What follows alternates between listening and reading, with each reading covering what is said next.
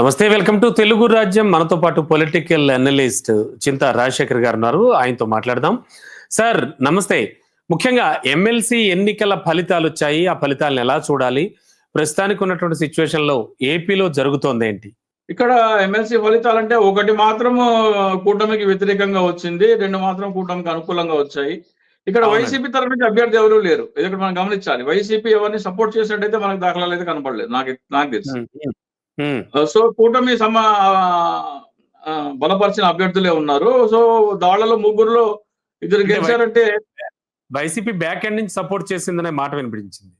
Back end అంటే బహిరంగంగా అయితే చెప్పలేదు కదా. వీళ్ళు అవును. ఓపెన్ గా చెప్పారు కదా. మా అభ్యర్థులు వీళ్ళకి ఓటేయండి అని వీళ్ళు ప్రకటన జారీ చేశారు. అవును. లెటర్ హెడ్ల మీద పత్రికా ప్రకటన ఇచ్చారు. ఇవన్నీ చేశారు కదా. అటువంటిది వైసీపీ ఏమీ చేయలేదు. ఓకే. సో ఇక్కడ వైసీపీ కనుక బలపరిచింటే ఇంకొంచెం కష్టంగా ఉండేది మిగతా 2 చోట్ల కూడా. గెలిచినా కానీ కొద్దిగా నేరో మార్జిన్ తో గెలిచేవారేమో. సో అక్కడ మనం అది కూడా పరిగణలోకి తీసుకుంటే కనుక డెఫినెట్ గా ఆ కూటమికి వ్యతిరేక ఒక ఓటమి మాత్రం కూటమి వ్యతిరేకత చూపిస్తుంది. అది కూడా భారీ స్థాయిలో చూపిస్తుంది. అదే ఇప్పుడు డెఫినెట్ గా డిస్కషన్ ఇది పాయింట్ అవుతుంది. అదే డిస్కషన్ పాయింట్ అవుతుంది. అంటే టీచర్స్ అంతా కూడా వ్యతిరేకంగా ఉన్నారా అనేటువంటిది కూడా బాగా మనకి చర్చల్లోకి వస్తుంది. ఏం చెప్తారు? అంటే మరి వాళ్ళకి అంత ఆగ్రహం 9 నెలల్లోనే ఎందుకు వచ్చింది? వైసీపీ ఓడిపోవడానికి కారణం టీచర్స్, ప్రభుత్వ ఉద్యోగులు అన్నారు. మరి ప్రభుత్వ ఉద్యోగుల్లో 9 నెలల్లోనే ఇంత వ్యతిరేకత ఎందుకు వచ్చింది అనేది గమనించాలి మనం. చంద్రబాబు నాయుడు ఆయన హామీలని నిలబెట్టుకోవడాన్ని గత చరిత్ర చెప్తున్నప్పుడు మళ్ళీ ఆయన ఎలా నమ్మారు అనేది కూడా మనం ఆలోచించాలి. అవునండి. జగన్మోహన్ రెడ్డి కంటే మెరుగైన పాలన ఉంటుంది, మెరుగైన పే స్కేల్స్ వస్తాయి, వాళ్ళ మీద అవునండి. ఆంక్షలు తొలగిస్తారు అని భావించిన వాళ్ళు మరి అది కనపడలేదు. అంటే గతంలో చంద్రబాబు నాయుడిని ఆయన మాట మీద నిలబడిన దాఖలాలు అయితే లేవు. మరి ఎలా నమ్మారు అనేది వాళ్ళు పరిశీలన చేసుకోవాలి. అవునండి. అంటే ప్రభుత్వోద్యోగులు జగన్ గారి పరిపాలన సమయంలో ఆ సిపిఎస్ అని, తర్వాత సిపిఎస్ రద్దుకు సంబంధించి కోర్స్ చాలా చాలా ఇష్యూస్ తెరపైకి తీసుకొచ్చారు. దానిపై కూడా వాళ్ళంతా స్పందించారు. బహుశా తీర్పు ఇచ్చారు కూడా. బహుశా ఇలాంటివన్నీ ఆలోచించే తీర్పు ఇచ్చుంటారు. కూటమికి పట్టం కట్టి. మరి ఇప్పుడు ఉన్నటువంటి ఈ ఎమ్మెల్సీ ఎన్నికల ఫలితాల్లో ఇవన్నీ ఏమైనా వర్కౌట్ అయ్యాయి అంటారా? అవి కూడా ఏమైనా ఆలోచించి వీళ్ళు కూటమికి వ్యతిరేకంగా ఓటింగ్ వేశారంటారా? ఏం జరిగిందంటారు? అది మనము చెప్పలేము కానీ మనకు ఒక నిర్దిష్టమైన విషయాలైతే మనకి కనపడేది ఏంటంటే జగన్మోహన్ రెడ్డి ప్రభుత్వం మీద కూటమి నేతలు ఏ ఆరోపణలు అయితే చేశారో ఆ ఆరోపణలను తప్పని వాళ్ళే ఒప్పుకుంటున్నారు ఈ రోజున. ఇప్పుడు 14 లక్షల కోట్లు అప్పన్నారు.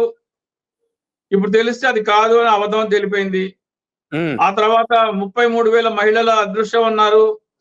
అది కాదని అది అబద్ధం అని తెలిపోయింది. అట్లాగే ల్యాండ్ టైటిలింగ్ యాక్ట్ వేరే పేరుతో ఇప్పుడు అమలు చేస్తున్నారు. ల్యాండ్ సర్వే, కరెంట్ మీటర్ల సంగతి. అట్లా వాళ్ళు చేసిన ప్రతి ఆరోపణ మేము అబద్ధం, తప్పుడు ఆరోపణ చేశామని ఈ రోజు వాళ్ళు ఒప్పుకుంటున్నారు. Yes sir. అండ్ ఉద్యోగుల గురించి ఏం మాట్లాడుకోవచ్చు సార్? ఖచ్చితంగా అంటే టీచర్స్ పూర్తిగా పక్కన పెడితే కనుక మిగతా ప్రభుత్వోద్యోగుల్లో కూడా ఆ స్థాయిలో నిరసన ఉందనుకోవచ్చు అంటారా? లేకపోతే ఇప్పుడున్న ఫలితాన్ని చూస్తే ఎలా మాట్లాడచ్చు? ఇక్కడ నేను ఒక అంశం మాత్రం నేను చెప్పదలుచుకున్నాను. ఒకటి ఏంటంటే ప్రజలైతే అసంతృప్తితో ఉన్నారు. ఈ కూటమి ప్రభుత్వ పరిపాలనతో ఎవరు సంతోషంగా అయితే లేరు. దాంట్లో ఎటువంటి అనుమానం అవసరం లేదు. ఈ రోజున మీరు బ్యాలెట్ పేపర్ ఎన్నికలు పెడితే ఫలితాలు పూర్తిగా రివర్స్ గా వస్తాయి. పూర్తి రివర్స్ గా వస్తుంది. దాంట్లో డౌట్ లేదు. ఇప్పుడు కూటమి 2 గెలిచినా గానీ ఈ 2 కూటమి గెలిచినా, వైసీపీ గెలిచినా ప్రభుత్వాలైతే మారవు. ప్రభుత్వ పనితీరు మీద ఎటువంటి ప్రభావం ఉండదని కాబట్టి సరే కూటమికి వేద్దామని వేసే ఓటర్లు కూడా ఉండొచ్చు. ప్రభుత్వాన్ని మార్చాలా, మార్చకూడదా అని నిర్ణయించే ఎన్నికలు కావు ఇవి. అవును. సో వచ్చేది మెయిన్ ఎన్నికలు ఏంటంటే స్థానిక సంస్థల ఎన్నికల్లో మీకు కరెక్ట్ పిక్చర్ అర్థమవుతుంది. స్థానిక సంస్థల ఎన్నికల్లో గనక బ్యాలెట్ పేపర్ ఎన్నికలు కాదు కాబట్టి, ఈవీఎం ఎన్నికలు కాదు కాబట్టి, బ్యాలెట్ పేపర్ ఎన్నికలు కాబట్టి, బ్యాలెట్ పేపర్ ఎన్నికలు కాబట్టి అక్కడ మీకు స్పష్టమైన ఇది కనపడుతుంది. కాకపోతే వైసీపీ అభ్యర్థులని వాళ్ళు నామినేషన్ వేధిస్తారా లేదా అనేది ఒక పెద్ద క్వశ్చన్ మార్క్ అక్కడ.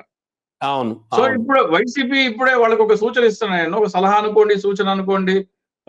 ఏంటంటే మీరు ఇప్పటి నుంచే ఆంధ్రప్రదేశ్ ఎన్నికల అధికారికి ఒక మెమోరాండం, ఒక రిప్రజెంటేషన్ ఇచ్చుకోవాలి. హ్మ్. నామినేషన్లు అనేవి ఆన్‌లైన్ పద్ధతిలో ప్రవేశపెట్టమని చెప్పేసి వాళ్ళని ఇప్పటి నుంచి అభ్యర్థించుకోవాలి.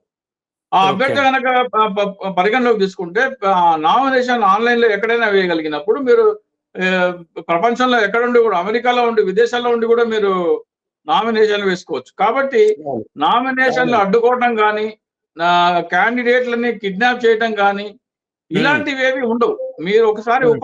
ఉపసంహరణ వరకు మీరు ఆన్‌లైన్‌లో అదృశ్యంగా ఉండి నామినేషన్‌లేసి ఉపసంహరణ తర్వాత వచ్చి ప్రచారం చేసుకునే అవకాశం ఉంటది కాబట్టి, హ్మ్.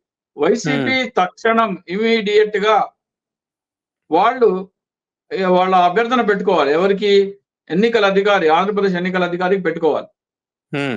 స్థానిక సంస్థల ఎన్నికలకి నామినేషన్‌లు ఆన్‌లైన్ పద్ధతిని స్వీకరించే వెసులుబాటు కల్పించాలి.